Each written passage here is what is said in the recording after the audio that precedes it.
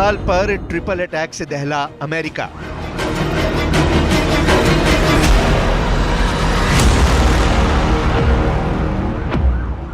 नए साल की पहली सुबह सुपर पावर अमेरिका पर हुआ बड़ा आतंकी हमला। टारगेट पर ट्रंप, एलन मस्क और अमेरिका के आम शहरी।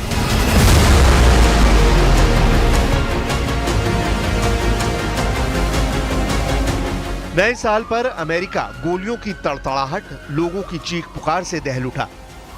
हालात इतने बिगड़ गए कि व्हाइट हाउस में राष्ट्रपति बाइडेन तक को मामले में दखल देना पड़ा। हम आपको 3 तस्वीरों के जरिए दिखा रहे हैं कि अमेरिका में हालात कितने बिगड़ चुके हैं।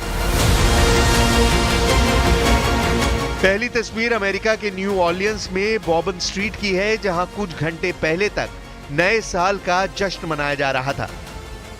लेकिन उस वक्त यह जश्न काफूर हो गया जब जश्न मना रही भीड़ के खिलाफ इस ट्रक का किसी आत्मघाती मशीन की तरह इस्तेमाल किया गया।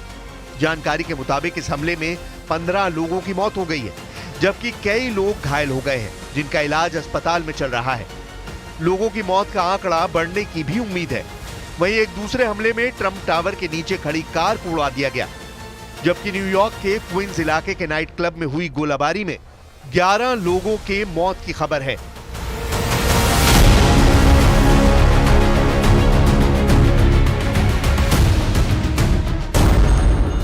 अमेरिका में आतंकी हमला।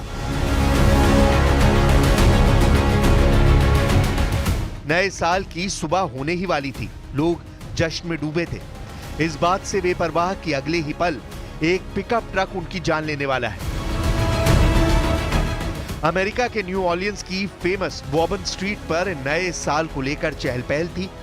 तभी ट्रक लोगों को रौंदते हुए भीड़ में घुस गया। वारदात का एक वीडियो भी वायरल हो रहा है। देखिए किस तरह से सफेद रंग का पिकअप ट्रक भीड़ में घुसा।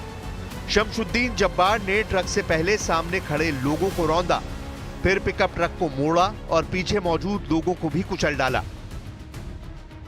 शमशुद्दीन जब्बार के ट्रक की स्पीड इतनी ज्यादा थी कि कई लोग तो 30 फीट तक हवा में उछल गए। कुछ ही मिनटों में सड़क खून से लाल हो चुकी थी। तमाम लोग अपंग हो चुके थे। सड़क पर ऊपर और नीचे लाशें बिछ चुकी थी। सड़क पर पड़े लोग चीख रहे थे, चिल्ला रहे थे, लेकिन जब्बार का मिशन अभी पूरा नहीं हुआ था। इस हमले की सूचना मिलने पर पुलिस जैसे ही मौके पर पहुंची, जब्बार ने उन पर भी गोलियां चलानी शुरू कर दी। इस घटना में 2 पुलिसकर्मी घायल हो गए। पुलिस के मुताबिक इस हमले में 15 लोगों की मौत हुई है और 35 लोग घायल हुए हैं। पुलिस का कहना है कि ड्राइवर ने जानबूझकर ट्रक को भीड़ में घुसा दिया और उसके बाद गाड़ी के अंदर से फायरिंग भी शुरू कर दी। मौके पर पहुंची पुलिस ने ट्रक ड्राइवर शमशुद्दीन जब्बार को गोली मार दी। Started at about 3:15. It did involve a man driving a pickup truck down Bourbon Street at a very fast pace, and it was very intentional behavior.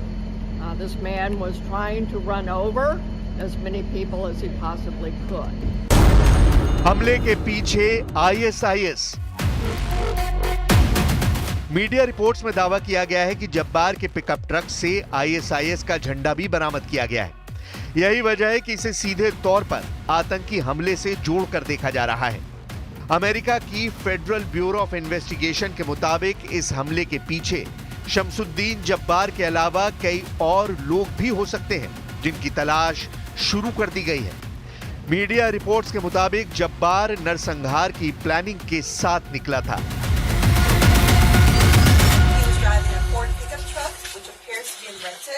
And we are working to confirm how the subject came in possession of this vehicle. An ISIS flag was located on the trailer hitch of the vehicle, and the FBI is working to determine the subject's potential associations and affiliations with terrorist organizations. Weapons and potential improvised explosive devices, IEDs, were located in the subject's vehicle. जहां पर ये खून खराबा हुआ, उसके पास ही एक देसी बम भी पाया गया है। फेडरल ब्यूरो ऑफ इन्वेस्टिगेशन ने जांच का जिम्मा संभाल लिया है। FBI ने पूरे इलाके को सील कर दिया है, जिससे पूरे इलाके की तलाशी ली जा सके। दावा यह भी किया गया है कि FBI और लोकल पुलिस को कुछ संदिग्ध पैकेट्स भी मिले हैं। अमेरिका में आतंकी हमला, तस्वीर नंबर 2। अमेरिका में सिर्फ न्यू ऑर्लियंस में ही हमला नहीं हुआ, बल्कि लास वेगास में भी टेस्ला के एक साइबर ट्रक में धमाका हुआ है। यह धमाका डोनाल्ड ट्रंप के होटल के ठीक बाहर हुआ है। टेस्ला साइबर ट्रक में विस्फोट होने से एक व्यक्ति की मौत हो गई और 7 लोग घायल हो गए। विस्फोट से पहले टेस्ला का cyber truck Trump international hotel के कांच के बने एंट्री गेट तक पहुंच गया था। घटना की वीडियो फुटेज में साफ दिख रहा है कि होटल के एंट्री गेट पर खड़ा स्टेनलेस स्टील ट्रक आग की लपटों में घिर गया। उसके बाद छोटे विस्फोट हुए। आग पर काबू करने के बाद पता चला कि साइबर ट्रक के अंदर एक मृत व्यक्ति था, जबकि 7 लोगों को मामूली चोटें आई। टेस्ला के CEO एलन मस्क ने बुधवार को लास वेगास में ट्रंप इंटरनेशनल होटल के बाहर साइबर ट्रक के विस्फोट और न्यू ऑर्लियंस में इसी तरह के हमले के बीच संबंध होने का आरोप लगाया।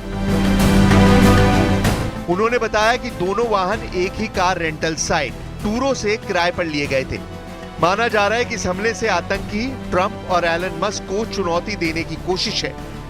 यही वजह है कि सारे घटनाक्रम को आतंकी हमलों से जोड़कर देखा जा रहा है। मस्क ने एक्स पर लिखा कि ऐसा प्रतीत होता है कि यह आतंकवादी कृत्य हो सकता है। यह साइबर ट्रक और न्यू ऑर्लियंस में F-150 आत्मघाती बम दोनों टूरो से किराए पर लिए गए थे। शायद वो किसी तरह से जुड़े हुए हैं। इसकी जांच की जाएगी।